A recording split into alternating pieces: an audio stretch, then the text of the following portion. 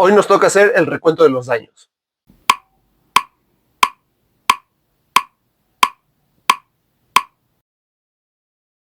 Este año resultó bastante interesante para mí, no solo por la decisión de ponerme a dar mi opinión cuestionable acerca de lo que leo, sino también en cuanto a las lecturas que hice este año. Exploré más géneros de los que estaba acostumbrado. Normalmente me estaba centrando solamente en la novela y también tomé ciertos riesgos al querer leer algo diferente. En un momento me entenderán por qué. Tengo que aclarar que ya no soy ese morro veinteañero que alguna vez leyó más de 50 libros en un solo año. Pero vamos a ver si superé mi límite establecido de al menos 12 en este año, o para hacer balance de uno por mes, ya saben. Aunque esto verdaderamente no importa. No importa si leyeron ustedes más, si leyeron ustedes menos, no importa. La lectura no es una competencia, sino un goce. Y como tal debe de ser vista. Así que si solamente leyeron un libro este año, ¡qué bien! Aquí tengo una tier list con las siguientes categorías: libros favoritos, buenos libros, libros las decepciones del año y de los que ya no me acuerdo ni una chingada. Así que vamos a ver cómo le fue a mis lecturas en este año. Aclaro que no de todas hay reseña en este canal, pero de las que sí trataré de dejarles los links en la caja de descripción por si les interesa saber un poco más a profundidad de esos libros. Empezamos con La carretera y vaya buenas sensaciones me dejó ese libro. Y creo que si tuviera que recomendar un libro para empezar con Cormac McCarthy, definitivamente sería este. La prosa, a diferencia de otras novelas, es bastante sencilla, los capítulos no son largos ni pesados, y a mi parecer la temática del libro es un poco más universal, por decirlo de una manera.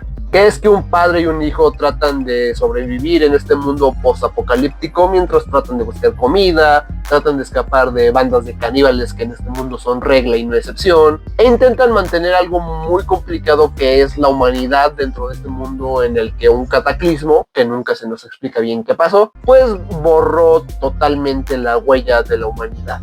McCarthy, es cierto, es bastante violento, pero creo que en este libro gana un poquito más ese aspecto de que los protagonistas quieren mantener la humanidad que en este mundo se ha perdido y tratarán de no dejarse de llevar por esta locura mundial que se ha apoderado de que pues la desesperación te lleva a querer usar comida en lo que sea y esto hace que la gente se convierta en caníbales. Es la novela más digerible y comercial de McCarthy sin llegar a sentirse totalmente como un producto que se va a vender y ya. Sigue siendo McCarthy, pero sin dejar que este enfoque violento que normalmente lo caracteriza lo invada totalmente.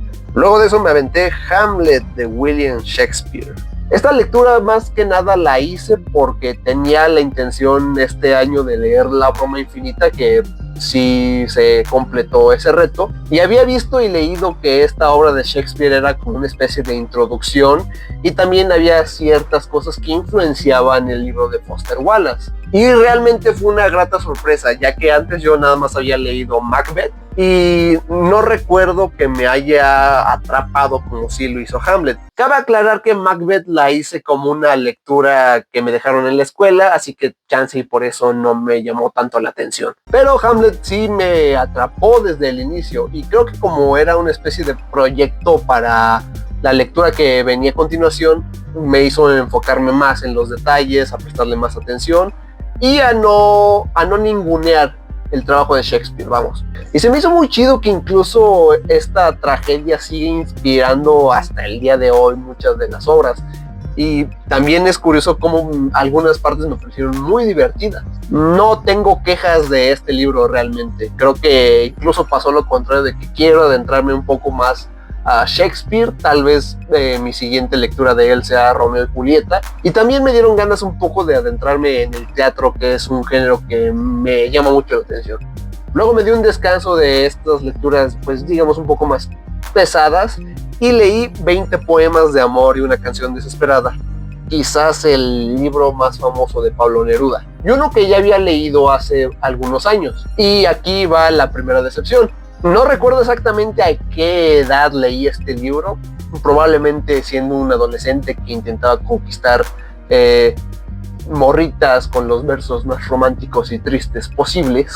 Pero ahora, ya que tengo un poquito más de conocimiento acerca de poesía, he leído a otros poetas o con otros enfoques que no sean directamente la poesía romántica, creo que ya no me sentí satisfecho con muchos de los versos que escribe Neruda en este libro. Eso sí, el poema 15, el poema 20 y la canción desesperada son clásicos innegables, pero en general creo que son simplemente versos buenos dentro de todos estos poemas y ya. Igual creo que la edición que leí no ayudó mucho y quizás haya algún libro mejor de Pablo Neruda allá afuera. Si creen que hay algo mejor que 20 poemas de amor, una canción desesperada, déjenmelo saber. Luego regresé a leer a Stephen King con un libro cuya premisa se me hizo bastante interesante, que es Cell. Una especie de fallo en la señal de teléfono hace que las personas se conviertan en asesinos y nuestro protagonista y algunos sobrevivientes más de este llamado pulso intentarán hacerle frente al peligro que representan las personas que tienen esta incontrolable fuerza asesina. La verdad es una historia interesante y tiene bastantes momentos de tensión, de horror, como todo buen libro de Stephen King.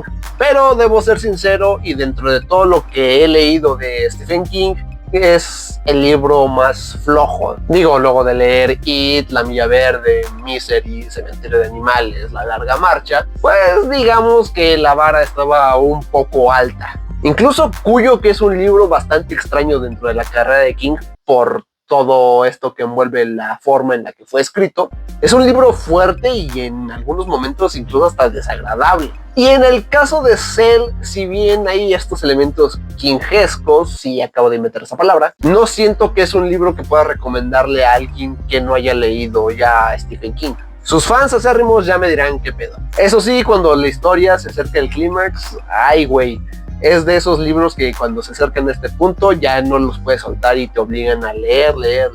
Aquí es donde mi buen ritmo de lectura que llevaba en este año se fue a la mierda porque decidí que era el momento de leer La Broma Infinita. Curiosamente, la primera reseña de este canal. Y a pesar de que ya pasaron varios meses, no puedo decir con certeza que ya se me olvidó todo lo que venía en ese libro, como anticipaba que me iba a pasar en ese video. Sí, es un libro hiper complejo. No lo agarren como primera lectura del autor y como primera lectura en general tampoco. La cosa con este libro es que es más un proyecto que un libro para descansar y relajar. Es ir y venir entre páginas para entender bien qué está pasando en la historia, las notas al pie de página que te dan cierto contexto o que te explican el chiste para que te puedas reír junto a David Foster Wallace, toda la trama del tenis, este pedo de los asesinos en silla de ruedas, el contexto ficticio sociopolítico que existe en la novela, las cosas que el autor imaginó y que ahora ya existen al mero estilo de Los Simpson. Pero como dije, sí me acuerdo de la trama, sí me acuerdo de algunos elementos de las notas al pie de página, de algunos detalles, y me sigue pareciendo un libro interesante, por lo menos. Eso sí, leerlo otra vez yo creo que ya no va a pasar. O sí, pero tendré antes que enfrentarme a libros más perros como El Arcoíris de la Gravedad o El Ulises para decirme que este libro no está pues tan difícil. Pero más allá de estos peros de que es un libro complicado por diferentes cosas, creo que otra de las advertencias que tendría que hacerles, si es que se atreven, que yo no sé por qué lo harían, es que es un libro bastante largo. A mí me llevó cerca del mes y medio en completarlo, y para algunos esto sería simplemente inconcebible. Pero igual, si quieren romperse la madre leyendo este libro, pues adelante, no digan que no se los advertí. Luego, para descansar de tremendo tabicote, me leí Howl y otros poemas de Allen Ginsberg. Me interesaba este libro por muchas razones, pero creo que la principal era que al leerlo ya completaba la santísima trinidad de la literatura de los beat. Ya saben, junto a Naked Lunch y En el Camino. Que sí, los tres son textos diferentes en muchos sentidos, pero después de leer cada uno de ellos, siempre me quedaba la misma pregunta, que era: ¿qué chingados acabo de leer? Quizás estos poemas a mi yo de 17, 18 años le hubieran parecido los mejores, pero ya realmente cuando te quitas esa venda de los ojos de decir, ay, me super identifico con lo que está diciendo este autor, cuando realmente no estás entendiendo nada, ya puedes ver con una mirada diferente a este poema, bueno, a estos poemas, a este autor y en general a toda la generación beat. Sí, hay versos muy poderosos que no envejecen y que realmente te hacen sentir mucho, pero debido a que los beats son padres de muchas subculturas o tribus urbanas que en el mundo actual no llegan a caer tan bien, pues se vuelve algo choteado este asunto de he visto a las mejores gentes de mi generación. Verdad incómoda, las mejores mentes de tu generación no son las mejores mentes de tu generación. No digo que sea un libro malo realmente, simplemente que se tiene que leer entendiendo el contexto de la sociedad en la que fue escrito. Watchmen de Alan Moore. Recuerdo que vi la película de Watchmen durante el año de la pandemia y también en ese año leí mi primer novela de Moore, que fue From Hell. Y la historia de estos vigilantes durante una crisis de guerra nuclear pues es muy interesante, la verdad. Sí, fue tal vez de lo mejor que leí este año, top 5. Y tiene muchas frases que se te quedan por mucho tiempo y muchas de las actitudes de los personajes también. Conozco la mala fama que puede llegar a tener por raza que se identifica con Rorschach, que son los mismos que defienden a Rick Sánchez, a Tony Montana o a Tony Soprano. Pero sí creo que si les gusta leer en general, sí deberían de darle el chance y leerlo al menos una vez en su vida. Pero siento que hay cierto problema al recomendar cómics a la gente que no está acostumbrado a leerlos. No sé si al ver los dibujitos les aburre o lo miran hacia abajo, pero de verdad denle chance. Es un libro importante tanto para los cómics como para la literatura en general. Y a mí pues sí me dejó con ganas de leer más de este estilo de literatura. Luego le siguió Los rituales del caos de Carlos Monsiváis. Este también es un buen libro. Es el segundo trabajo que leo del autor. El primero fue Los 1001 velorios, donde hablaba de la nota roja en México. Monsiváis fue uno de los cronistas más grandes que ha tenido nuestro país y es quizás el hombre que mejor describió y escribió acerca de la Ciudad de México. Este libro es un poquito más general, aunque sí tiene crónicas de la Ciudad de México, pero se compone de varios textos muy interesantes acerca de ciertas personalidades o ciertos eventos en concreto, como las celebraciones de la gente en el Ángel de la Independencia luego de un juego de la selección, ese sentir nacional de patriotismo cuando Julio César Chávez peleó en el Estadio Azteca, las peleas del Santo y todo este sentir que nos deja la lucha libre, los milagros del niño Fidencio, que cómo te vas a llamar Fidencio, por favor. Ese ecosistema tan desagradable pero necesario que es el metro de la Ciudad de México y las pinturas de Jesús Helguera, que seguramente ustedes conocen porque es el hombre que pintaba para los calendarios que normalmente le regalaban a tu abuelita en una carnicería. Si tengo que hacer una recomendación acerca de los libros de Monsiváis, es que llegan a ser pesados en ciertos momentos. Sí tiene crónicas bastante interesantes, pero algunas llegan a ser largas y luego también te encuentras con crónicas que pues ni fu ni fa, son intrascendentes. También me di el chance este año de leer Así habló Zaratustra de Friedrich Nietzsche o Nietzsche. Gotas de lluvia.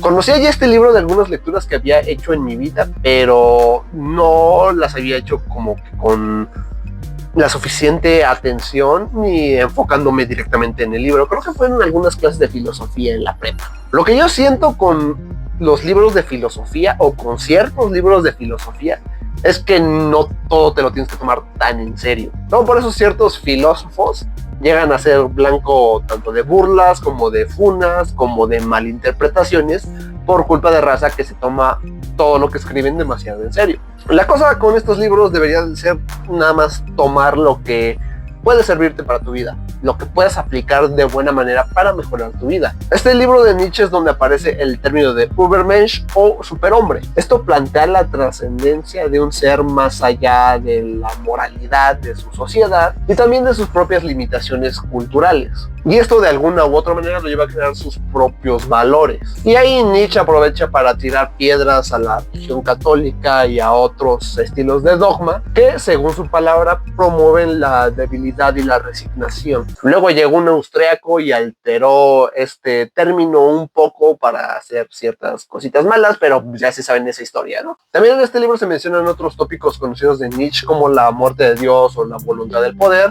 a través del personaje de Zaratustra, basado en Zoroastro. Sí es un libro interesante y creo que lo que más me llamaba la atención de este escrito de Nietzsche era la cuestión del superhombre, pero realmente ya pasó un tiempo y no recuerdo muy bien qué quiso decir con algunas cosas. Luego tocó el turno de Derribando Muros. Este libro lo leí únicamente por morbo, porque yo ya conocía a Marina Abramovich por sus locas aventuras en Ritmo Cero o El artista está presente. Y sabe muy bien conocer un poco más del artista, y qué mejor que en sus propias palabras. La autobiografía de esta artista serbia de performance llega a ser como cualquier clase de biografía que existe. Es melancólica, hay mucho drama, hay chismecito chingón, en especial lo que se refiere a Ulay, y también te termina cayendo bien Marina. Luego ya te enteras de que ciertas cosas en este libro están un poco exageradas, pero oigan, ¿quién no ha dicho tantitas mentiras para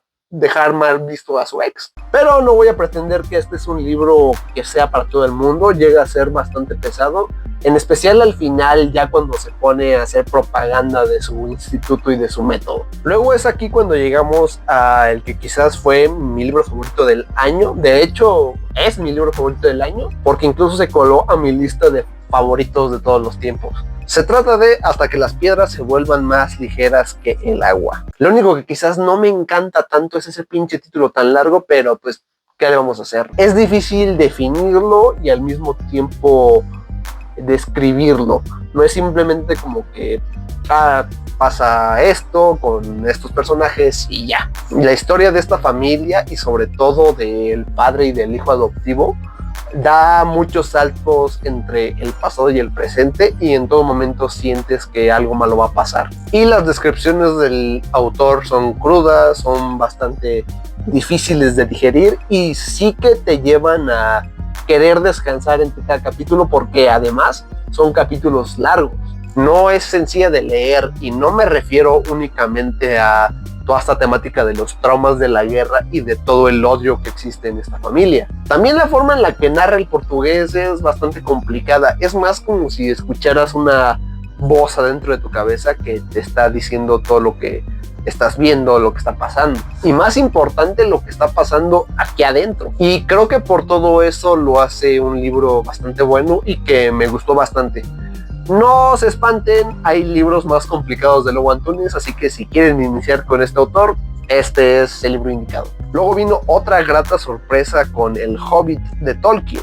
Si vieron el video en el canal, recuerdan que dije que la literatura de fantasía, o que esta literatura de aventuras, nunca había sido totalmente de mi agrado, o más que nada nunca le había dado la oportunidad como debía de hacerlo. Y si bien tenía mis dudas al principio, porque vi la película y no mames, se me hizo eterna y no llevaba nada, el libro me sorprendió bastante. Es un texto muy agradable, los personajes son épicos, las aventuras que describe Tolkien, hay mensajes ocultos muy poderosos acerca de la amistad y de cómo no debemos de consumirnos por los tesoros y las riquezas, y además se agarran a madrazos con un dragón. Eso es lo que todos los hombres quieren en esta vida: amigos, un viaje extraordinario, comida, chupe, una espada chingona y poderle dar en la madre a un dragón o a un cabrón. Y además siente el precedente de lo que ocurre en El Señor de los Anillos, que no digo que no vaya a leer, no sé si encuentre el ánimo este año para hacerlo, pero chance sí me animo. Ya no digo que nunca voy a leer este tipo de literatura. Grande Tolkien, y perdón por toda la mierda que te tiré cuando era más joven. Después vino otra sorpresa, que fue La clase de griego de Han Kang. Con los Nobel tengo mis dudas, no con todos, pero sí con algunos de los más recientes que he leído. Pero estoy tratando de verlos no como ganadores de un premio, sino simplemente como escritores de otras nacionalidades y con otro tipo de perspectivas. Han Kang me dejó con un grato sabor de boca en esta novela, donde una mujer que pierde la capacidad de hablar, en un acto desesperado se une a una clase de griego antiguo, ya que está cargando con un estrés muy cabrón, y también ahí se encuentra con el profesor que está viviendo sus propios infiernos, como el sentirse extranjero en su propio país, o la cuestión de que se está quedando ciego. Y juntos tratan de ver que la vida no está ni perdida ni acabada. Habrá que ver con otro de sus libros. Creo que La vegetariana tiene mejores opiniones incluso que La clase de griego, o con su poesía.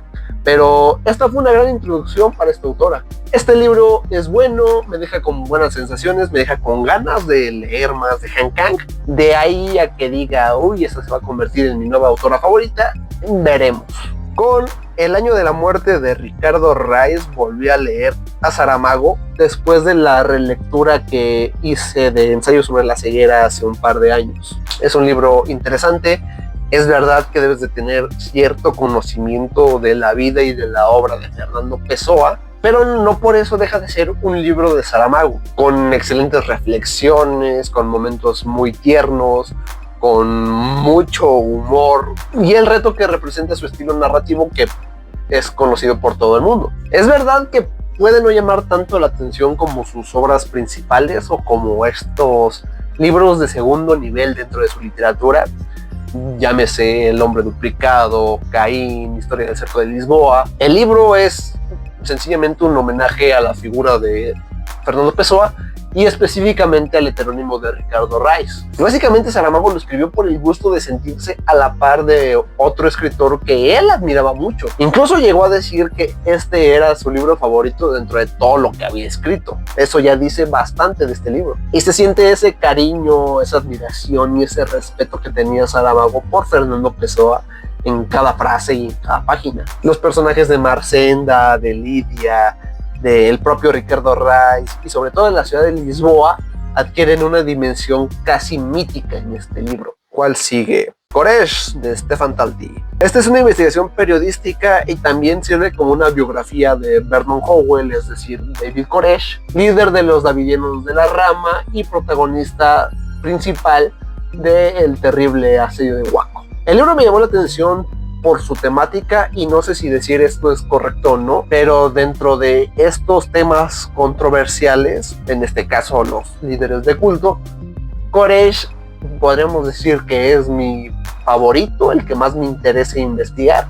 También me pasa lo mismo con los dictadores y con los asesinos seriales, perdón. Pero ya al leerlo agradeces que Talty no se fue con este lado de la historia en el que lo juzga y dice, sí, este güey era un culero porque se acostaba con las mujeres de su congregación simplemente para satisfacer sus deseos sexuales. Y tampoco se pone de parte del güey que lo trata de defender y que en este momento está intentando poner estatuas de Charlie Kirk en las escuelas. Lo ve como demanda una buena investigación periodística, sin tomar bandos, completamente neutral y mostrándote los momentos en los que se ve cómo se torció la vida de Vernon Howell y sobre todo por qué se torció. No lo justifica, pero sí te hace ver y hasta cierto punto entender lo difícil que es crecer en una comunidad que aún al día de hoy le tiene mucho miedo a Dios. Y puede parecer un poco obvio, pero creo que este es el libro que menos podría recomendar, básicamente porque es un tema que solamente me interesa a mí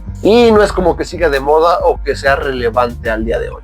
El único autor que repetí este año fue Cormac McCarthy con Todos los hermosos caballos. Se me atravesó en descuento y dije, chingue su madre. Y es una lectura imponente, pero bastante grata porque se siente como un oasis dentro de la obra de McCarthy, porque tiene mucha menos violencia que el resto de los libros que he leído. Y además se centra en un personaje romántico y romantizado, que es el vaquero John Grady Cole, que se escapa de su casa y que decide vivir la vida loca de vaquero en una hacienda en México, donde se enamora de la nieta o sobrina, no me acuerdo, creo que es sobrina, de la dueña de la hacienda. Es un gran libro, no es sencillo, su narrativa sigue siendo algo complicada, es McCarthy, por favor, pero sí es de los must que deberían de leerse si están interesados en la obra de McCarthy. Incluso mucho antes que Meridiano de Sangre. Yo creo que esta es una buena novela que puede servir como aperitivo para ese libro. Y sí, lo que más disfruté de este libro fueron los momentos románticos entre John Grady Cole y Alejandra, de esas parejas que no importa qué chingados pase, pero quieres que terminen juntos. No sé si el siguiente año vaya a descansar de McCarthy, tomando en cuenta de que Todos los hermosos caballos es el inicio de la trilogía de la frontera, pero si lo sigo leyendo, estoy convencido de que no va a dejar de sorprenderme.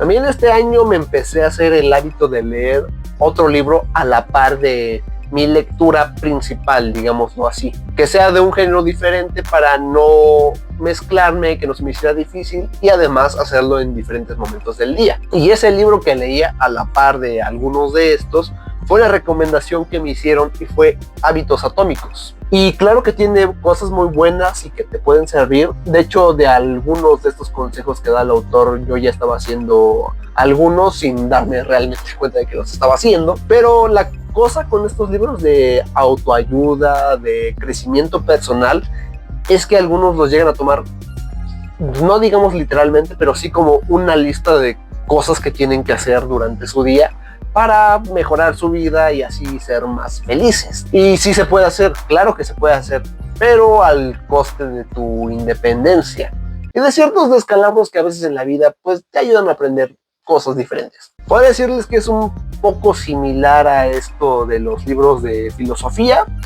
Léanlos, tomen lo que les ayude y si sirve para mejorar sus vidas para bien, pues adelante. James Clear pone ejemplos muy claros y muy sencillos de entender este método de 4 pasos para crear nuevos hábitos. Y siento que sí funcionan muy bien y pueden ser aplicados sobre todo en algunas áreas bastante específicas. Bastante interesante, creo que aprendí cosas buenas, pero siempre he tenido como que esta distancia, esta rencilla con los libros de autoayuda. Trópico de Cáncer, este sí fue la decepción más grande que tuve en mi año. Antes de leerlo conocía lo que pues más o menos cualquier persona puede conocer de este libro. Henry Miller, libro grotesco, libro que tuvo pedos para ser publicado por ser precisamente grotesco, Francia. Y podríamos decir que esta novela autobiográfica en donde vemos las asombrosas y cochinas desventuras de Henry Miller mientras pasa hambre y mientras intenta sobrevivir en la Francia del periodo entre guerras, es la contraparte total de libros como París era una fiesta. Pero a diferencia de esa o de Fiesta del mismo Hemingway, sí se me hizo por momentos muy pesada y sin mucho sentido más que el ver a Henry Miller intentando conseguir comida o una mujer para llevársela a la cama, y en ciertos momentos sí pensé en dejarla. Algunas frases sí están chidas y si lo ves como este libro que puedes palomear de ya leí este libro que es considerado como un clásico, pues bien, pero yo siento que sí me la voy a pensar mejor cuando quiera o cuando piense en leer Trópico de Capricornio.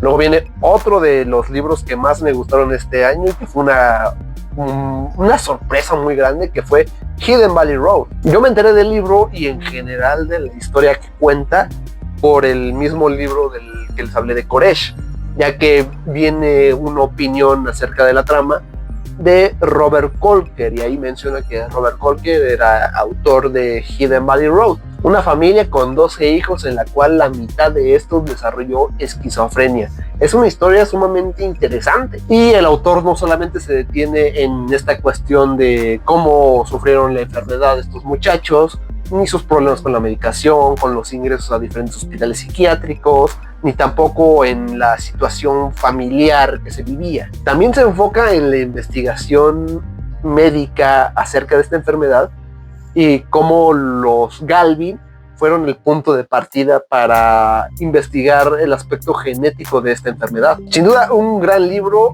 pero eso sí, no es sencillo de leer. Describe muchas cosas sin tapujos, sin dejar nada a la imaginación, y puede ser algo complicado de leer, en especial si conocen a alguien que tiene esta enfermedad. Es quizás uno de los libros que más tiempo se quede en mi pensamiento, de los que más podría recomendar si me piden algo de no ficción. De verdad es impresionante cómo la naturaleza es a veces tan ojete con nosotros. Luego le tocó su turno a Catedral de Raymond Carver. Este también me gustó bastante. Había escuchado de este libro por el cuento de Plumas, que es curiosamente con el que inicia, y también por la conexión de Raymond Carver con el realismo sucio, del que ya había leído a algunos otros autores. Sus cuentos se leen con facilidad, te dejan muchas reflexiones, algunos son muy cagados, algunos te dejan pensando mucho tiempo en cosas muy profundas, otros son sopita para el corazón. Se ocupan algo para leer que no sea tan pesado o algo que puedan leer en el metro, en el autobús, y van a hacer un viaje corto en el que no tenían mucho tiempo de leer, creo que este libro puede ser de gran ayuda.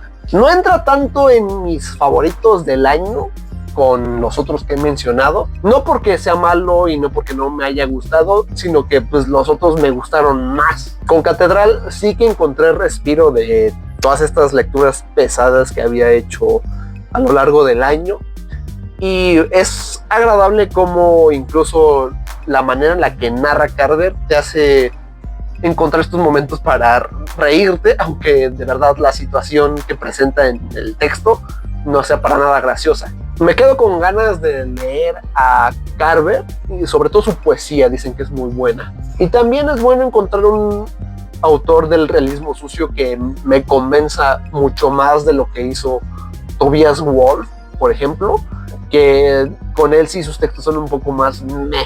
El último libro que he leído en su totalidad este año fue el de Poesía Completa de Alejandra Pizarnik. Uno de los que conseguí en la Filem de aquí de Toluca, y también fue lectura de compañía, es decir, de los que leía en la noche a la par de otros libros. Los versos de Pizarnik son maravillosamente oscuros. Me hace recordar un poco esta cuestión de lo que hablaba Roberto Bolaño, de cómo algunos de los poetas que él admiraba era porque llegaban a ese punto de creatividad y de sensibilidad que se dice que llegaron a tocar el éxtasis. Y lo que él describe es que a grandes rasgos ese éxtasis quema y básicamente no hay retorno de él. Y siento que esa descripción le queda muy bien a la poesía de Pizarnik. Sí, podría decirse que soy un tipo bastante emo y que por eso disfruté de lo que escribió Alejandra Pizarnik a lo largo de su vida. Pero siento que sus poemas no solamente son para los tristes, para los desdichados o para estos náufragos del amor. Siento que quien quiera o quien decida leerla encontrará algo en su poesía que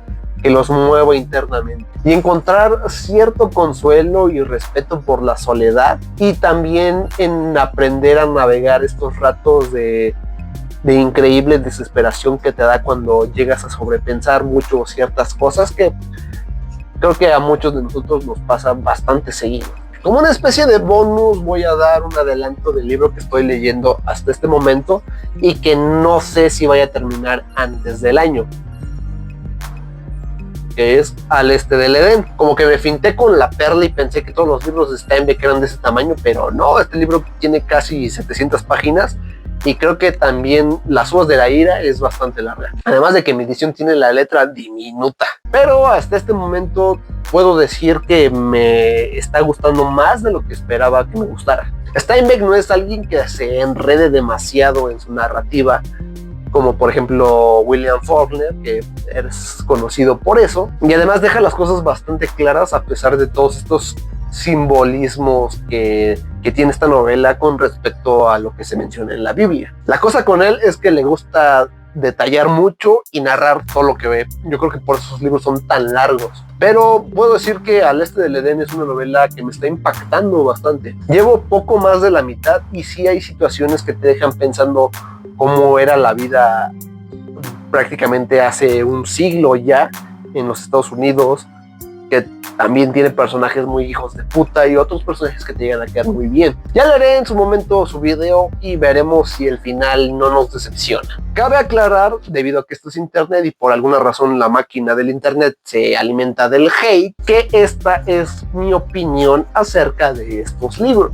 Es verdad que ninguno de los libros que me decepcionó es verdaderamente catastrófico o que pueda decir no lean para nada. Y también estoy consciente de que mis libros favoritos, pues chance solamente me gustan a mí. El dar una opinión de qué te parecieron ciertas lecturas no necesariamente quiere decir que impongas este pensamiento en los demás. Al menos en este canal no es el caso. Ya saben que estamos en este mundo para leer lo que se nos plazca y encontrar en cada uno de estos libros los mensajes que pues nos puedan ser de ayuda. Y que está demasiado claro que aunque leamos el mismo libro, pues podemos encontrar cosas diferentes y cosas que nos gusten y no nos gusten de ese mismo libro.